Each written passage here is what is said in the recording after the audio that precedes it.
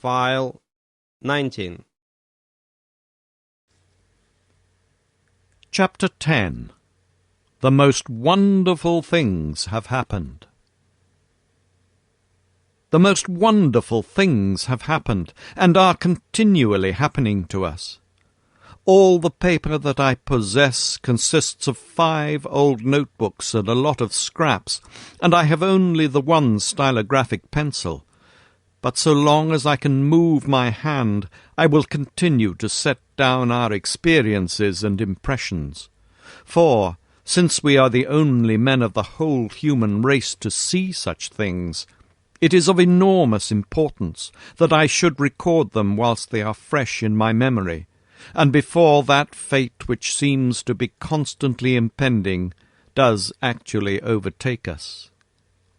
Whether Zambo can at last take these letters to the river, or whether I shall myself in some miraculous way carry them back with me, or finally whether some daring explorer, coming upon our tracks, with the advantage perhaps of a perfected monoplane, should find this bundle of manuscript.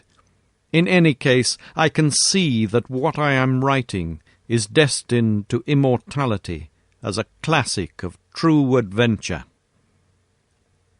On the morning after our being trapped upon the plateau by the villainous Gomez, we began a new stage in our experiences. The first incident in it was not such as to give me very favourable opinions of the place to which we had wandered. As I roused myself from a short nap after day had dawned, my eyes fell upon a most singular appearance upon my own leg. My trouser had slipped up, exposing a few inches of my skin above my sock. On this there rested a large, purplish grape. Astonished at the sight, I leaned forward to pick it off, when, to my horror, it burst between my finger and thumb, squirting blood in every direction. My cry of disgust had brought the 2 professors to my side. Most interesting," said Summerlee, bending over my shin. "An enormous blood tick, as yet I believe unclassified." "The first fruits of our labours," said Challenger, in his booming, pedantic fashion. "We cannot do less than call it Ixodes maloni. The very small inconvenience of being bitten, my young friend, cannot, I'm sure, weigh with you as against the glorious privilege of having your name inscribed in the deathless roll of zoology. Unhappily, you have crushed this fine specimen at the moment of satiation." "Filthy vermin!" I cried. Professor Challenger raised his great eyebrows in protest, and placed a soothing paw upon my shoulder. "You should cultivate the scientific eye and the detached scientific mind," said he. "To a man of philosophic temperament like myself, the blood-tick, with its lancet-like proboscis, and its distending stomach, is as beautiful a work of nature as the peacock, or, for that matter, the aurora borealis. It pains me to hear you speak of it in so unappreciative a fashion. No doubt, with due diligence, we can secure some other specimen." "There can be no doubt of that," said Summerlee grimly, "for one has just disappeared behind your shirt-collar." Challenger sprang into the air, bellowing like a bull, and tore frantically at his coat and shirt to get them off. Summerlee and I laughed so that we could hardly help him. At last we exposed that monstrous torso, 54 inches by the tailor's tape. His body was all matted with black hair, out of which jungle we picked the wandering tick before it had bitten him. But the bushes round were full of the horrible pests, and it was clear that we must shift our camp.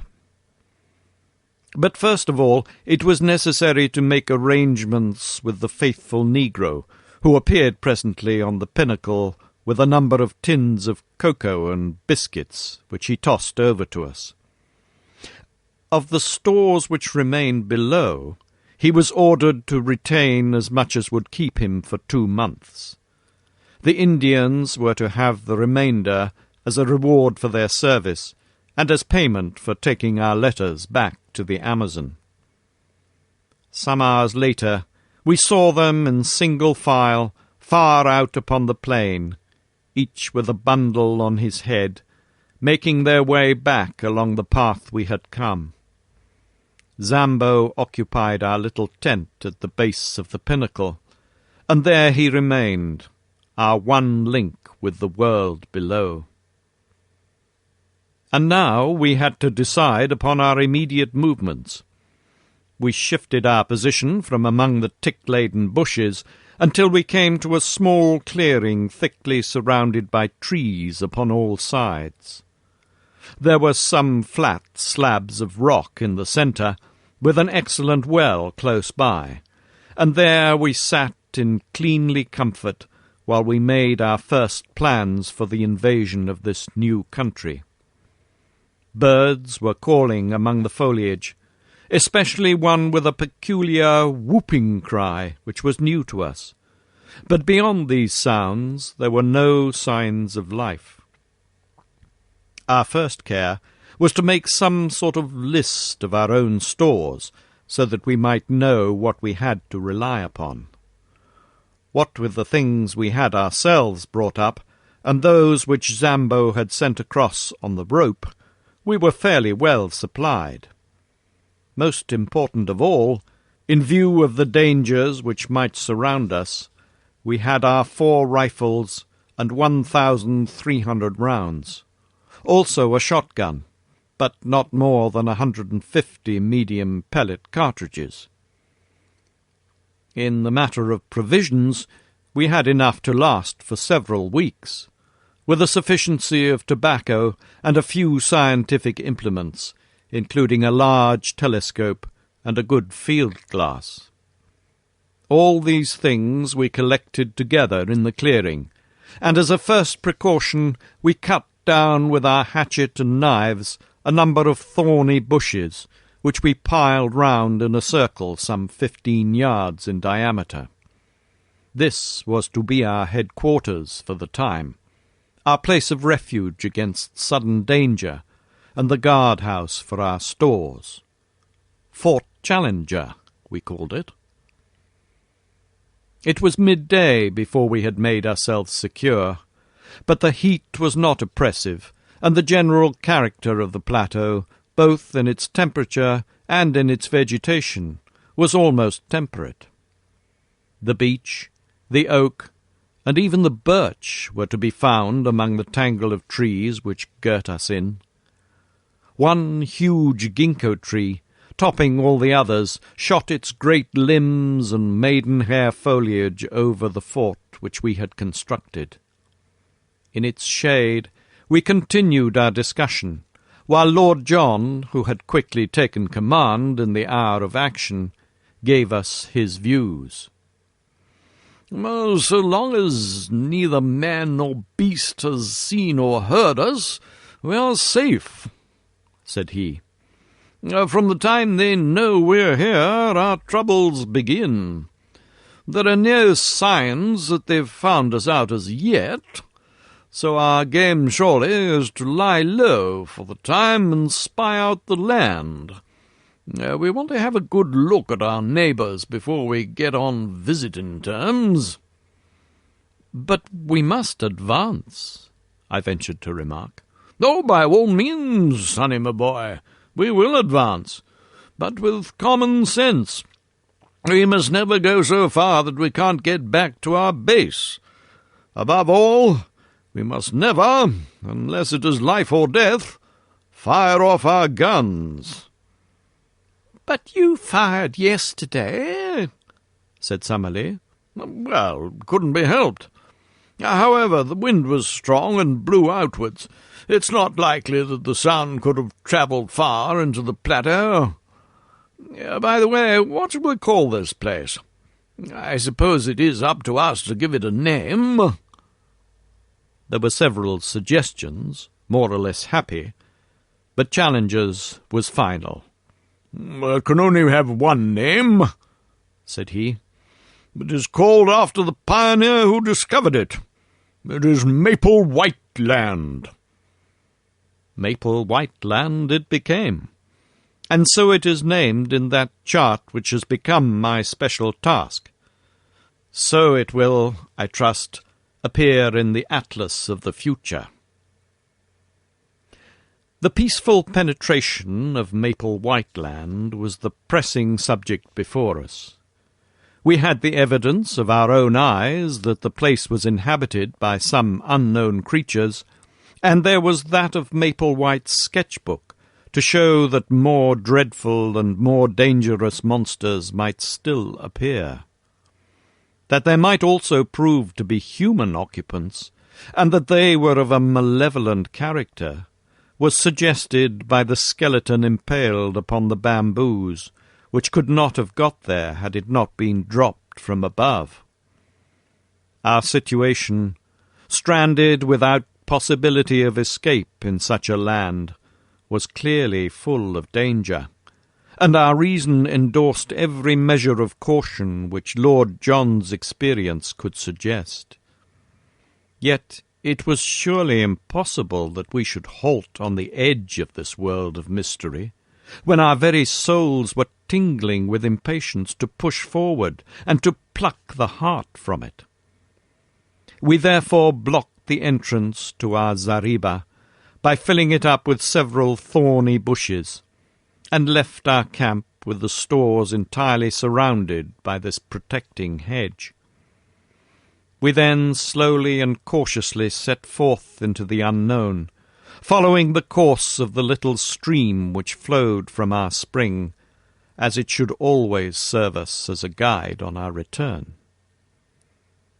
Hardly had we started when we came across signs that there were indeed wonders awaiting us. After a few 100 yards of thick forest, containing many trees which were quite unknown to me, but which Summerlee, who was the botanist of the party, recognized as forms of conifers and of cycadaceous plants which have long passed away in the world below, we entered a region where the stream widened out and formed a considerable bog. High reeds of a peculiar type grew thickly before us, which were pronounced to be equistacea, or mare's tails, with tree ferns scattered amongst them, all of them swaying in a brisk wind. Suddenly, Lord John, who was walking first, halted with uplifted hand. "Look at this," said he. "By George, this must be the trail of the father of all birds." An enormous 3-toed track was imprinted in the soft mud before us. The creature, whatever it was, had crossed the swamp and passed on into the forest. We all stopped to examine that monstrous spoor. If it were indeed a bird, and what animal could leave such a mark, its foot was so much larger than an ostrich's that its height upon the same scale must be enormous. Lord John looked eagerly round him, and slipped 2 cartridges into his elephant gun. "I'll stake my good name as a shikaree," said he, "that the track is a fresh one. The creature has not passed 10 minutes. Look how the water is still oozing into that deeper print. By Jove! See, here is the mark of a little one."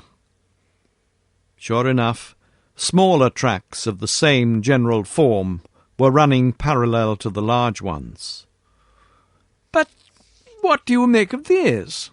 cried Professor Summerlee triumphantly, pointing to what looked like the huge print of a 5-fingered human hand appearing among the 3-toed marks. "Wealden!" cried Challenger in an ecstasy. "I've seen them in the Wealden clay.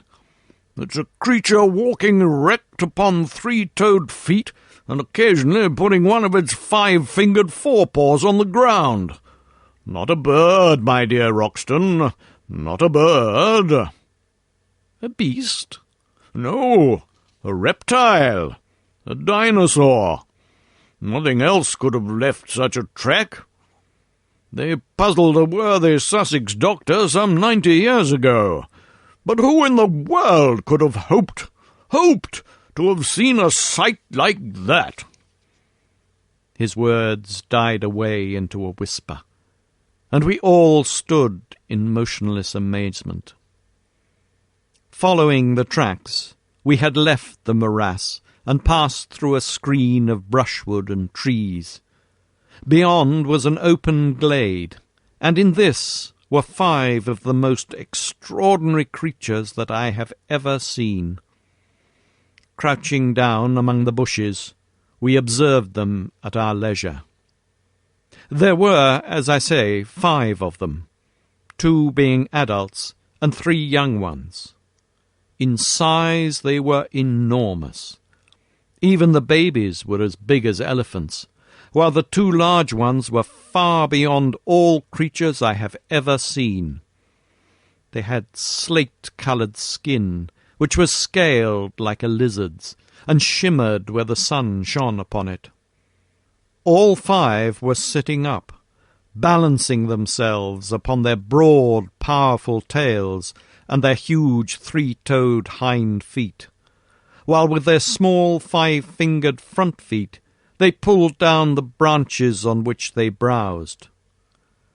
I do not know that I can bring their appearance home to you better than by saying that they looked like monstrous kangaroos, 20 feet in length, and with skins like black crocodiles. I do not know how long we stayed motionless, gazing at this marvellous spectacle. A strong wind blew towards us, and we were well concealed, so there was no chance of discovery. From time to time, the little ones played round their parents in unwieldy gambols, the great beasts bounding into the air and falling with dull thuds upon the earth. The strength of the parents seemed to be limitless, for one of them, having some difficulty in reaching a bunch of foliage which grew upon a considerable-sized tree, put his forelegs round the trunk and tore it down as if it had been a sapling. The action seemed, as I thought, to show not only the great development of its muscles, but also the small one of its brain, for the whole weight came crashing down upon the top of it, and it uttered a series of shrill yelps to show that, big as it was, there was a limit to what it could endure. The incident made it think, apparently, that the neighbourhood was dangerous, for it slowly lurched off through the wood, followed by its mate and its 3 enormous infants. We saw the shimmering, slaty gleam of their skins between the tree trunks, and their heads undulating high above the brushwood. Then they